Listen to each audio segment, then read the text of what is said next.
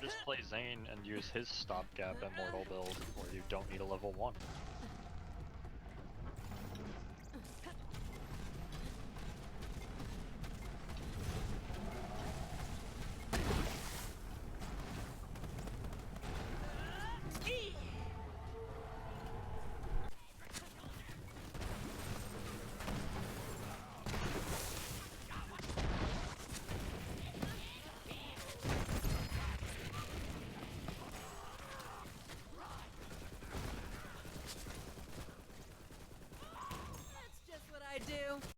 Hello everyone, my name is Nomad and I am back with another Borderlands 3 Moze build. Today I'll be taking you guys through my Gunslinger Moze build. This build I have used for pretty much everything in the game, including the DLC playthroughs. I've used it to clear the Mayhem Takedown and Mayhem 4, I've used it to kill bosses and farm bosses, I've used it just for general play in Slaughter Shaft and other modes like that. So this build is a pretty universally applicable build, and it also has the upside of being particularly flexible with whatever guns that you choose, as long as it has certain anointments on it, which I will go through very shortly. So I guess we'll just get straight into the skill tree. We're going to start off by dropping 5 points in the Grizzled. The point of this build is to constantly get in and out of Iron Bird to proc your anoints and keep them up at all times. Getting Grizzled helps with that to make sure Iron Bird is always ready to use after exiting cooldown. The hard points you use for Iron Bird doesn't really matter, so feel free to equip whatever the hell you want. Then we're going to move to Green Tree and pick up pretty standard skills, including Cloud of Lead, Stoke the Embers, Redistribution, Scrappy, and Russian Offensive.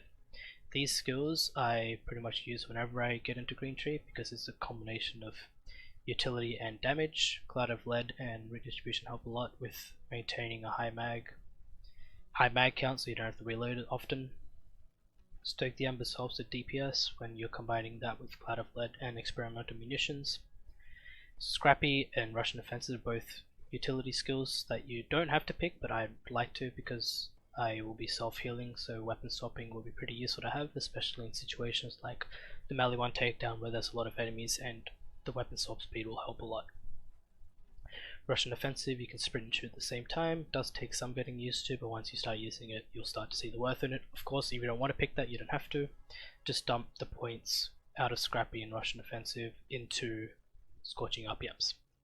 So just to move further down the tree, we're just going to only put 3 points of Scorching RPMs. I'm not a fan of this skill, even though the crit damage bonus is does look pretty good, but the fire rate increase doesn't really help with keeping ammo up, so I tend not to max it out. I do max out Iron Bank though, just to have extra mag size for weapons like rocket launchers is incredibly useful, and some for the road. This skill is going to be our primary utility that we'll be using to kill bosses with really large health pools, and we're going to be combining this skill along with sticky spam from the quickie or a hedgehog rocket launcher. Then we're going to move into Red Tree, which is Moze's main source of DPS. We're going to pick up Armored Infantry and Dowering of Brass. We're also going to put 3 points in the Thin Red Line to have extra shields, which gives us extra survivability, 3 points into Vlad of Ingenuity, 1 point in Experimental Munitions, 3 points in Desperate Measures because this is a 1 HP build, so Desperate Measures synergizes perfectly with having low health, and 2 points in the Phalanx Doctrine. Phalanx Doctrine, Drowning in Brass, and Desperate Measures are the 3 main stars of this build, giving us a lot of DPS when Moze is on foot using her guns that you do have equipped. So that's it for the skill tree setup. We're going to go straight into the gear now. As for the gear, as I said before, you can be pretty flexible with whatever gear you choose, just make sure that the anoints you have are suitable for the guns you're using. As a rule of thumb, I prefer to have splash damage weapons like the Quickie, the Iron Cannon, Ogre, Kibsworth, Julius Dazzle, etc. If they're a splash damage weapon, you'd want to have the splash damage anoint. You can tell if a weapon does do splash damage by the item card. It will tell you if there's a splash radius. If there is, then it does splash. If not, it doesn't do splash. The other 2 guns that I'd suggest using would be the Maggie and the Redistributor. The Maggie, of course, is a no-brainer pick. It's an incredibly high damage weapon, and especially when you combine it with the 100% weapon skill and anoint, as well as 2 50% elemental action skill and anoints that you have on your gear, on your shield and your grenade mod, you'll notice that the damage ramps up incredibly fast.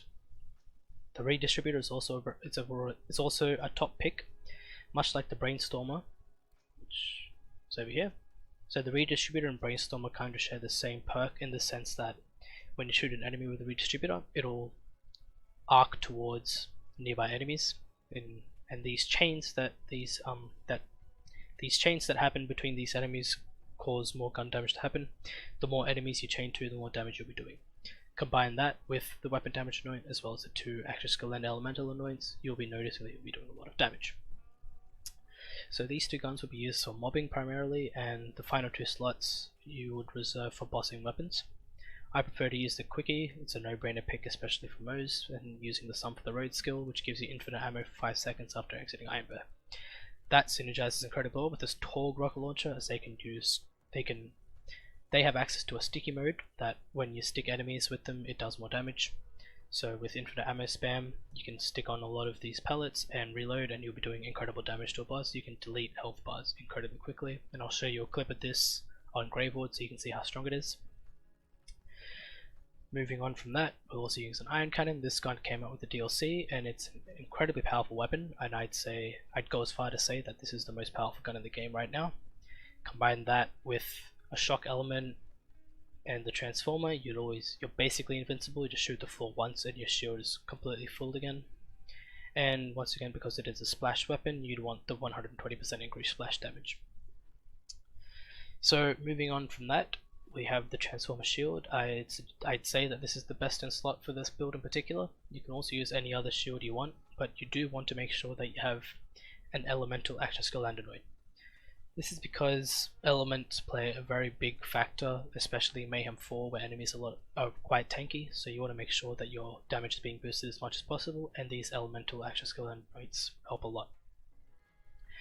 I prefer to use a cryo and radiation combination between my two gear pieces. You can of course use whatever other elements you want. You can do a shock and corrosive combination, you can do a radiation, corrosive, and so on and so forth. You can be pretty flexible in that depending on whatever gear you have equipped. As this is a 1 HP build, we're using a Bloodletter class mod to get that Desperate Measures skill boost. As you can see on the card, having +2 and +3 in Phalanx Doctrine and Desperate Measures respectively helps immensely, and that's what I'd suggest would be the best thing you should get. The bonus stat rolls you have aren't really compulsory, but if you do have them, you want to make sure that they synergize with the gear that you have. You don't want to have something like assault rifle damage rolls when you have a pistol and an SMG equipped, for example.